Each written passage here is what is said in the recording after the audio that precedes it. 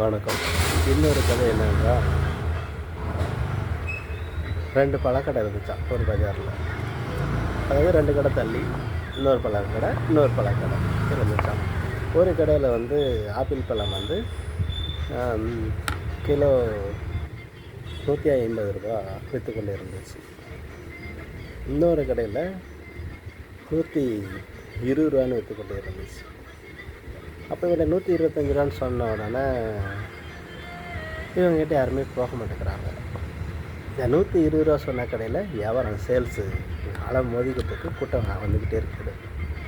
அப்போ அதில் பழத்தை வாங்கினவங்க கூட நேரடியாக ஏப்பா உனக்கு கொஞ்சம் கூட அறிவில்லையா, பக்கத்தில் அதே பழம் அதே குவாலிட்டி எந்த வித்தியாசமும் இல்லை, பழம் அவங்க ரூ. 120 கொடுத்துட்ருக்காங்க, கூட்டம் போகிற அங்கே நிற்கிது, நீ என்னப்பா 5 ரூபா குறைக்காமல் அப்படியே வச்சுருக்கிற, பின்ன எப்படிப்பா பழமாக விற்கும் உனக்கு அப்படின்னு சொல்லி பழம் வாங்கிட்டு வந்தவொடனே சொல்கிறான். அதுக்கு இவன் சொல்கிறான், வேற ஒன்றும் இல்லை என்னாச்சு, அந்த கடையும் என் கடை தான் அப்படின்னு சொன்னாங்க. அதாவது இப்படியும் சில பேர் இருக்கிறாங்க. வியாபார டெக்னிக் எப்படிங்கிறத கண்டுபிடிங்க.